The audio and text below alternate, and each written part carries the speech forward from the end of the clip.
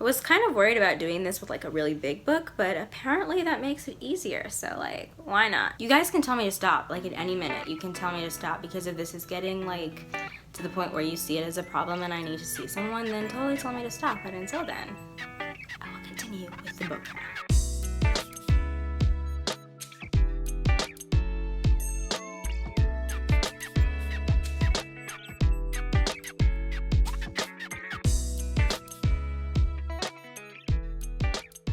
So the first book that we have today, see if I can do this. Aha! The first book I have for you guys is called Anchors and Vacancies by Kat Savage.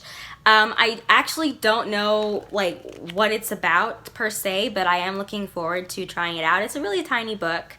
I really like the cover and I love the title, Anchors and Vacancies. Like, to me that's so mysterious and so intriguing. Just looking through it, the poems don't seem very long and there's only 45 poems. Like, as a writer who writes poetry, 45 poems is quite a lot to write.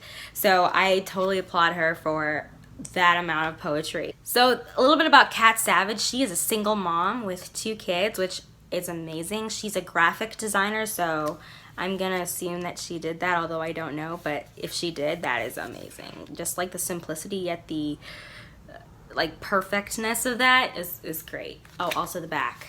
It's got a heart with a sword going through it, and what I assume is a teardrop, but I'm not sure. I'll look it up and find out more when I do my book talk on it. I'm really excited to read this. The title has completely captured me, and so I will let you know what it's about as soon as I read it. My next 2 books are a series. First book is A Little Black Dress Called Madness by Tom Young. This is volume 1. I have already read it, so I will be doing a book talk about it very soon. This book of poetry, like, I literally marked it up so much because I totally loved everything that he had to say. As you can see, there are hearts and notes everywhere. For those of you who hate that, I'm really sorry. Like, please don't kill me, but I really, like, I couldn't help it. I had to mark it up. It was amazing. I mean, like, I was so totally blown away by the poetry in this. I do my best when I read poetry to like take my time and not to read all of it in one go, because I want to like have time to like process what I've read and then come back and read some more, but I finished this really quickly because it was so good and I'm just like, ah! It was perfect. I'm actually in the middle of reading the second one, which I was totally surprised when I got this in the mail because it is huge. I was just like, whoa, like, what is this? Did I order this? I thought I ordered poetry, not, I mean, it's massive. There's like so much poetry in this, guys. Like, I don't know how he does it. That is, to me, that's amazing. Like, to sit, oh gosh, that amount of poetry. I mean, like, it's not a small book. And then on top of that, some of his poems are like, okay, I'll show you. Like, that is how long some of them are. And I'm just thinking, dear God, how does he do that? That is amazing. To like write all of that. Initially when I got this and I saw like just these little poems on the front, I was like, why did they print it in such a big book? And then I got to the back and I was like, oh, because he like literally gets started towards the back. I mean, like, lays it on thick. This book is amazing, and I just love how it surprised me. Like, I was expecting a small book to match with his other book. I was expecting something like this, and then I got this big thing in the mail and I was just like, oh snap, what did I just get myself into? Like, wow, amazing.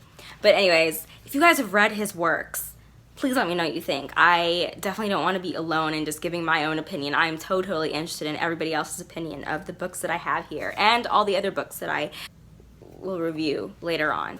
But still, the poetry is great. I haven't finished it. I am almost done with it, but I still have a little ways to go. This is volume 2 of A Little Black Dress Called Madness, and it is still continuously about things in life that make people go mad. Not like, kind of like insanity, but also just like the monotony of life. At least that's what I'm getting from it. Like, the monotony of life is really like tripping people up in this book.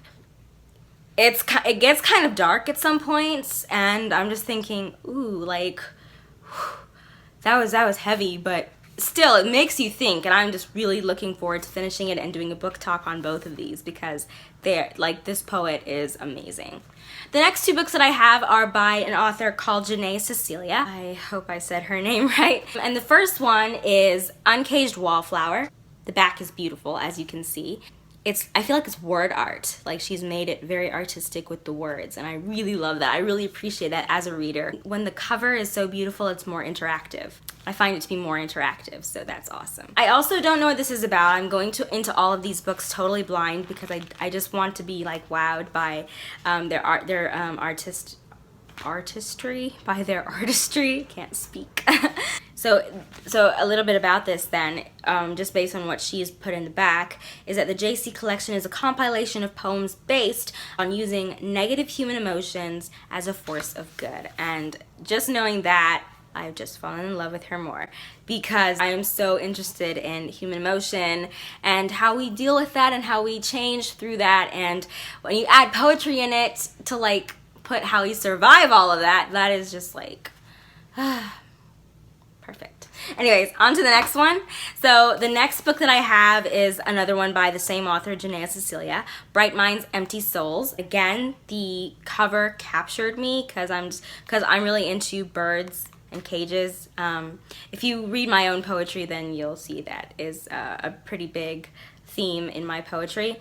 I really loved the cover though. I loved how this person is portrayed as empty with a bright mind, and yet their heart is locked. Just love it. The excerpt on the back is also beautiful. It says, "Long ago he asked me what I wanted to be, and I smiled and said, happy. But I really wanted more than that simple task. I wanted to come home at nights with ink stains on my hands. I wanted to end my day with sore fingers from turning my thoughts to words. I wanted to see the words that were once scribed into my journal on the bodies of others in tattoo form. That's what I wanted. That's my happy." So that is an amazing desire, and I think that she's on her way to doing that. I may not get a tattoo, but I'll definitely inscribe her words on my wall. So yeah, I'm looking forward to reading this and telling you guys about it. If you guys have read any of these books already and have anything to say about them, please do not hesitate to put them in the description below and tell me what you think about them. Another book that I have that I don't have with me physically, but I do have on my Kindle, is a book called Wit and Wonder by James D. Heron, and I'm looking forward to that. I don't think it's in print form.